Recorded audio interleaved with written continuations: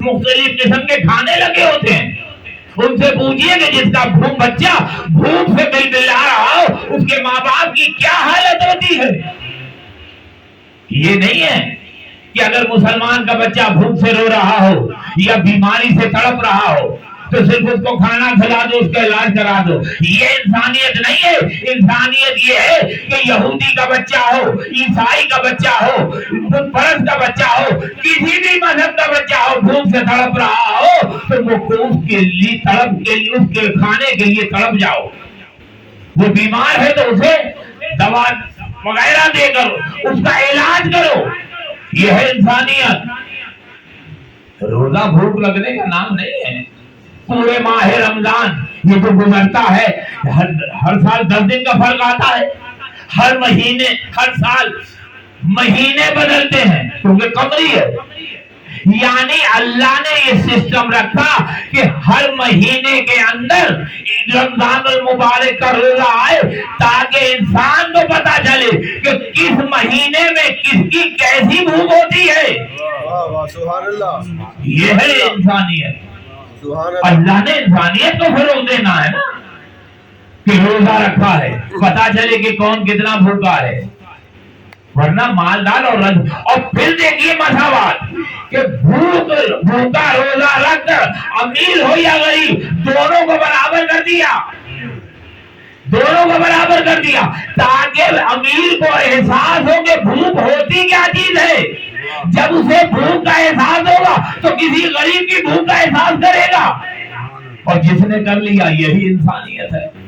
سبحان اللہ. اور پھر دیکھیے سارا مہینہ روزہ رکھنے کے بعد عید کی رات کو کیا حکم ہے کہ فطرہ نکالو، واجب ہے.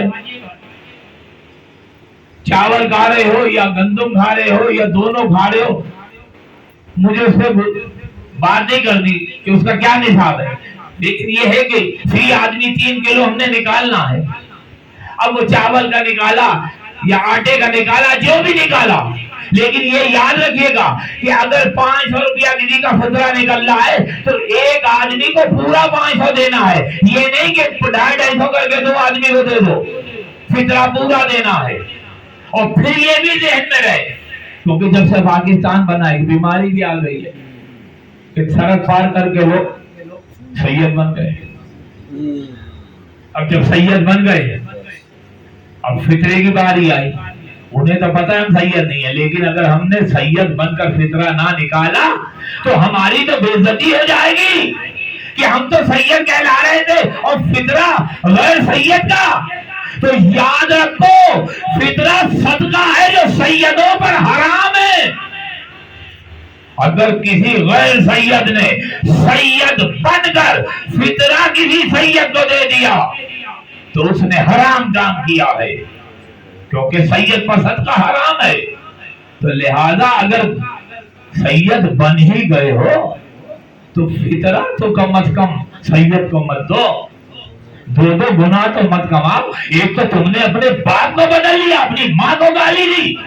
تم تو بغیرت ہو اس لیے سید بن گئے. ماں باپ پر الزام لگا دیا، باپ تم نے اپنے بدل لیا. بدل لو، یہ بھی گناہ. پھر صدقہ تم سید کو کھلا رہے ہو. تو بھائی ایسا کر لو، فطرہ نکالو، سرور صاحب کو دو کہ جناب یا کسی نے دیا ذرا کسی غیر سید کو دے دے. طریقے کار تو سارے ہیں، لیکن یہ انسان ایسا ہے کہ جب اپنی آئی پر آتا ہے تو حلال کو حرام کر دیتا ہے، حرام کو حلال کر دیتا ہے اور فخر سے کہتا ہے کہ میں نے اللہ کی راہ میں یہ خرچ کیا ہے. یہ نہیں پتا کہ 4 دن کے بعد مرنا بھی ہے، اس کا حساب بھی دینا ہے. دیکھیے اللہ کس طرح. اور پھر دیکھیے کیا حکم ہے کہ عید کی رات فطرہ نکالو اور نماز سے پہلے غریب کو دے دو. یہ نہیں ہے کہ موبائل پہ فون کرو یا PTCL پہ کرو. یا واٹس ایپ کر دو، آؤ ہم نے فطرہ نکال لیا، لے لو، نہیں۔ اللہ عزت نفس کا بہت خیال کرتا ہے، ہم پر حکم ہے کہ ہم جب فطرہ نکالے تو ہم پر واجب ہے کہ ہم جا کر غریب کو نماز عید سے پہلے اس کے گھر فطرہ دے کر آئے، تاکہ اگر وہ اپنے بچوں کے لیے عید کے لیے کچھ خریدنا چاہتا ہے یا گھر کا راشن خریدنا چاہتا ہے تو عید سے پہلے لے لے، عید کے دن وہ کے بچے حسرت سے دوسرے بچوں کو نہ دیکھیں۔ سبحان اللہ، سبحان اللہ۔ یہ ہے انسانیت۔ اللہ نے اسلامی عبادات میں بھی جو فروغ دیا ہے وہ انسانیت کو دیا ہے۔ یہ تو لوکل باتیں ہیں، حج پہ چلے جائیے، بس آخری بات ہے، حج پہ جائیے، وہاں بھی تو پوری دنیا سے لوگ آتے، وہاں جب نماز میں کھڑے ہوتے کوئی پتہ نہیں ساتھ والا کس ملک کا باشندہ ہے، کسی کو علم ہی نہیں۔ یہاں ہم نماز پڑھتے ہیں تو لاہور والے ہی ہیں نا، کراچی میں پڑھیں تو کراچی والے ہوں گے، اسلام آباد میں اسلام آباد۔ لیکن حج ایسا موقع ہے جہاں پہ ساری دنیا کے مسلمان ہیں، اور یہ ایک بہت بڑی ریلی ہے، اجتماع ہے مسلمانوں کا۔ تو اللہ نے کیوں رکھا ہے کہ جاؤ اپنے پیسے خرچ کر کے اور جا کر وہاں پر حج کرو، دوڑے لگاؤ، تم میں طاقت ہے یا نہیں ہے، طواف کعبہ کرو، واجب ہے، ہر چیز واجبات میں ہے، کرو حج۔ کیوں؟ اس لیے کہ جب پوری دنیا کے مسلمان تم اکٹھا ہوں گے اور تم دیکھو گے کون ملک کس حالت میں ہے، اللہ تو پوری دنیا کا خیال کر رہا ہے کہ انسانیت انسان میں ہو، تاکہ اگر کسی غریب ملک کے باشندے تمہیں نظر آتے ہیں اور تم سمجھتے ہو کہ ان کی حالت بڑی تباہ ہے تو تم پر واجب ہے کہ تم ان کی مدد کرو۔ اللہ نے تمہیں پیسے اس لیے نہیں دیے کہ تم اجاڑو، عیاشیاں کرو۔ بھائی یہاں تک ہے کہ ہم 2 آدمی ہیں، گھر میرا 10 کنال کا ہے، بچے باہر چلے گئے، بیٹیاں بیاہ دی، اور گھر میں 10 کمرے ہیں، ایک کمرے میں رہ رہے ہیں، 9 کمرے خالی۔ تو مرنے کے بعد اس کا بھی حساب ہے کہ تم نے ضرورت سے زیادہ شے رکھی کیوں ہے، اسراف کیا، حساب دو۔ کیونکہ تمہارے بھائی کے پاس تو رہنے کے لیے گھر نہیں تھا، کرائے پہ رہتا تھا، کرایہ دینے کے لیے اس کے پاس پیسے نہیں تھے۔ اور اگر کوئی آ جائے ہمارے پاس کہ بجلی کا بل دینا ہے، کرایہ دینا ہے، تو ہم مذاق اڑاتے ہیں۔ میں نے دیکھا ہے، میں نام نہیں لیتا، اتنی بجلی کیوں خرچ کرتے ہو جو بل آیا؟ تمہیں تو چاہیے کہ 0 کا بل جلا کے اس میں سارے کام کرو۔ خود اپنا 60,000 70,000 بل دے رہے ہیں، اگر کسی غریب کا 3,000 بل آ گیا اور وہ نہیں دے سکتا، اپنا سمجھ کر وہ میرے پاس آیا تو میں نے اسے دھتکار دیا کہ میں اپنا 60,000 بل دوں یا تیرا 3,000 دوں؟ اللہ نے تمہیں جو دولت دی ہے وہ تمہیں آزمانے کے لیے دی ہے، سبحان اللہ۔ اور یہی انسانیت ہے کہ اگر انسان کا خیال رکھے، کوئی بیماری کے لیے آ جائے تو کہتے بہانہ کر رہے ہو، کوئی دوائی کے مانگنے آ جائے تو کہتے تم دوائی کے نام پر نشہ کر رہے ہو۔ یہ یہاں آج کل کی روز کی باتیں ہیں، ہم کسی کو کیوں سمجھ میں نہیں لیتے کہ یہ کیا ہے، اس کو ضرورت ہے یا نہیں ہے، اور پھر بعد میں جب اپنے پر سختی آتی ہے تو پھر ڈھونڈتے کہ ہوا کیا، یہ نہیں پتا کہ تو نے انسانیت کی تذلیل کی تھی تو اللہ نے تجھے عذاب میں شامل کر دیا ہے۔ تو یہ ہے حج کہ جہاں پر، اور پھر جنہوں نے حج کیا وہ جانتے ہیں کہ حج پہ 3 دن بڑے اہم ہوتے ہیں،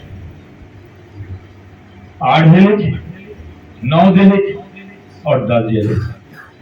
8 ذی الحجہ کو یوم ترویہ کہتے ہیں، 9 کو یوم عرفہ کہتے ہیں، 10 کو یوم نحر کہتے ہیں۔ یوم ترویہ کو کہتے ہیں کہ 8 کو مکے کے اندر حاجی کا ہونا واجب ہے، اگر نہیں ہوگا تو اس کا حج ہی نہیں ہوگا، اگلے سال کرے گا، اس سال حج نہیں کر سکتا۔ یوم عرفہ یہ ہے کہ اس میں سب عرفات میں جاتے ہیں، اور یوم نحر جو ہے اس میں وہ شیطان کو کنکریاں مار کر اپنی قربانیوں کی قربانی دیتے ہیں. یہ یوم ترویہ جو 8 ذی الحجہ ہے پہچانیے. اس 8 ذی الحجہ کو مقام ابراہیم پہ ایک ہلچل مچی. لوگ پریشان ہوئے کہ کیا ہوا. کچھ دیر گزری تو دیکھا فاطمہ کا لال اپنے خاندان کے لوگوں کے گھیرے میں مقام ابراہیم سے داخل ہو رہا ہے اور حسین کے خاندان کے لوگوں کو حسین کے چاہنے والوں نے گھیرے میں لیا ہوا ہے. حسین مقام ابراہیم پر پہنچے اور سب نے سنا کہ خدا کی قسم میں اپنے حج کو عمرے میں بدل رہا ہوں اس لیے کہ یزید نے حاجیوں کے لباس میں میرے قاتل بھیج دیے ہیں. میں حرمت کعبہ کو بچانے کے لیے اپنے حج کو عمرے میں بدل رہا ہوں. 25 لاکھ مسلمان کیے تھے رسول نے. کوئی نہیں کھڑا ہوا کہ فرزند رسول کہاں جا رہے ہیں. ہمارے ہوتے ہوئے یزید یا اس کے سپاہیوں کی مجال ہے کیا آپ کو زخم بھی پہنچا سکے. جس نے حج بتایا اسی کا بیٹا کربلا سے باہر نکل رہا اور 8-10 دن کے بعد وہی حسین رسول کا بیٹا میدان میں کھڑا آواز لگا رہا ہے ارے کوئی ہے جو میری مدد کرے. بس یہ کہنا تھا کہ جہاں اور اس کے رزلٹ آئے وہاں پہ خیمے سے رونے کی آواز. حسین ٹیلے پہ چھٹی سے بڑے خیمہ پہ آئے. زینب حسین کی زندگی میں یہ رونا کیسا تو روتی ارے جب سے آپ نے استغاثہ بلند کیا ہے سیمایہ اصغر نے اپنے آپ کو جھولے سے زمین